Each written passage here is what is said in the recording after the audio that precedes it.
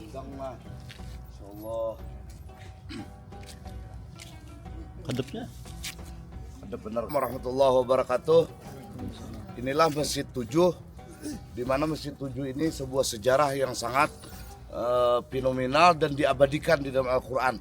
Disinilah turun surah Al-Ahzab.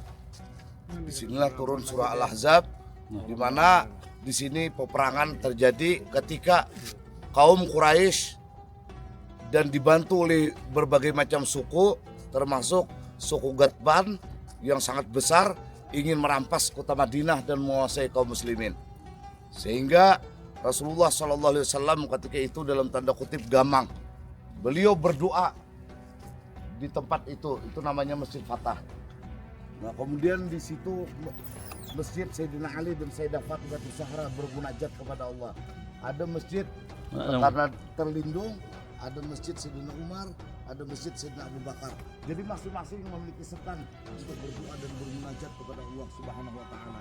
Dan Abu Sufyan sangat getol di tahun ke-5 Hijriah. Dan ketika itu ada satu sahabat Nabi yang bersumpah akan membela Rasulullah SAW, namanya Nuaiman ibnu Mas'ud. Tetapi ternyata dia menjadi pengkhianat, ikut kaum musyrikin, memberikan kabar kelemahan-kelemahan tentang kaum muslimin. Nah, jadi ini luar biasa dahsyat, sehingga Salman Al-Farisi ketika itu memiliki sebuah ide untuk membuat parit, sehingga kaum kafir Quraisy ketika ingin menyerang Rasulullah tidak sanggup, dan akhirnya diserang dengan cuaca yang sangat dingin dan badai pasir. Akhirnya kaum musyrikin menjadi kucar-kacir karenanya. Dan Rasulullah SAW ketika itu dengan lapar memecahkan batu sehingga memancar cahaya sampai ke negeri Sam. Dan itulah sebuah pertanda bahwa Islam ini akan menguasai dunia. Nah, padahal Abu Sufyan ini pada akhirnya menjadi mertuanya Rasulullah SAW, di mana istrinya Ummul Mukminin yang bernama Ummu Habibah atau yang kita kenal dengan Ramlah adalah seorang wanita terpandang menjadi Ummu Mukminin, menjadi istri Rasulullah SAW, dan pada akhirnya Abu Sufyan masuk Islam ketika Fatu Makkah. Nah, inilah kejadian yang sangat dahsyat, dan di sana dinamakan Masjid Fatah. Disitulah Rasulullah SAW bermunajat. Jadi kita insya Allah akan naik ke tempat itu, mudah-mudahan terbuka. Dan Tian berdana di sini dulu, menunggu Aina ulun turun, hanyar nang menunggu naik adanya kekawanan. Nah, kita mudah-mudahan itu dibuka, mudah-mudahan kada dikunci, andai kata dikunci kada jadi masalah. Ini orang kuncinya nih. Pada tahun ini penunggu. Nah, demikian inilah kejadian yang membuat suratul Ahzab turun, dan akhirnya Rasulullah SAW. Dan sini juga ada terjadi ketika Rasulullah ini diundang oleh sahabat untuk makan dengan seekor anak kambing. Kata istrinya, ini cuma Rasulullah SAW yang engkau undang untuk makan.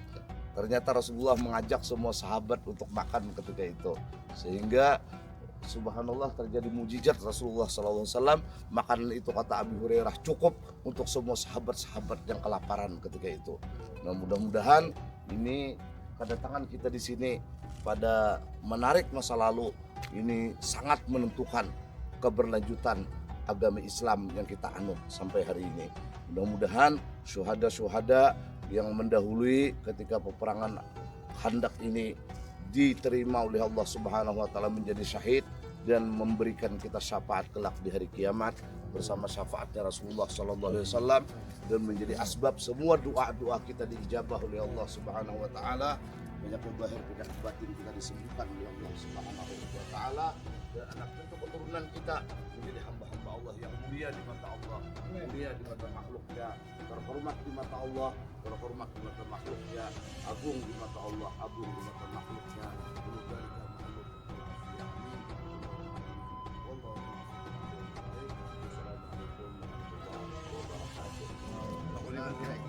Nah, hati-hatilah. Ini kada beratan orang di sini sindan. Di sini. Iya lah, bilang liur. Boleh dinyamaninya ini lah. Nah, naikkan lah kita nah. Masyaallah, tabarakallah.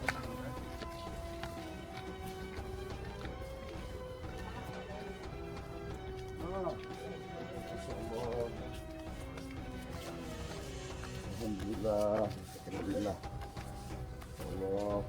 Terima kasih lagi pang paritnya lah. Sama apa sih? Alhamdulillah. Tuh, Allahu Akbar. Nah, siapa udah terabang? lontak kait. Jangan kelain. Nah. Nah, ini pejuang-pejuang nah. Adep nah.